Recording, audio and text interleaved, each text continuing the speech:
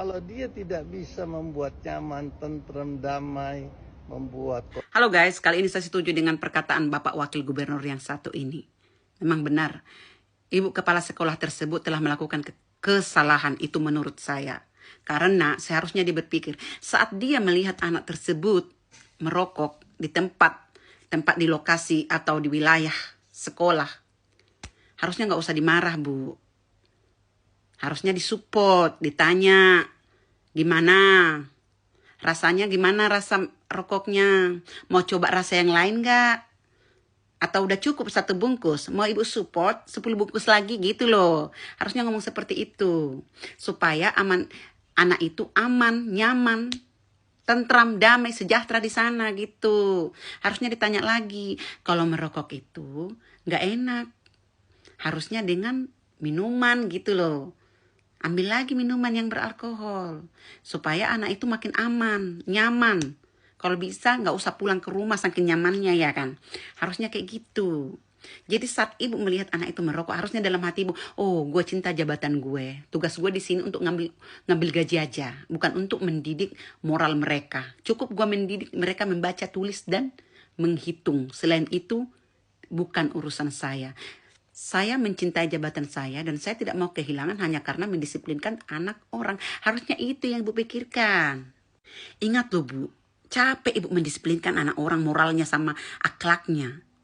Nanti kalau suatu saat dia berhasil, akhlaknya dia tumbuh menjadi anak yang baik.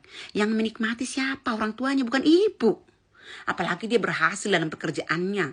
Bukan ibu yang menikmatinya, tapi orang tuanya. Jadi gak usah capek-capek Bu. Yang ibu nikmatin itu adalah gajinya ibu dan juga jabatan ibu. Jadi nggak usah capek-capek mendisiplinkan mereka.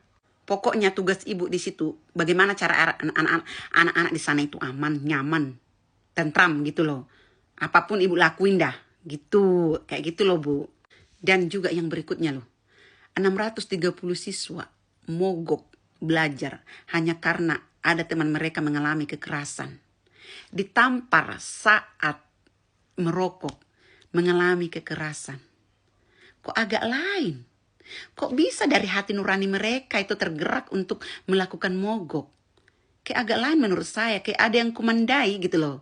Mungkin ibu harus mengevaluasi, siapa tahu ada teman-teman ibu yang ada di situ sudah lama mengincar tuh jabatan. Ya nggak apa-apa loh Bu, kasih naik.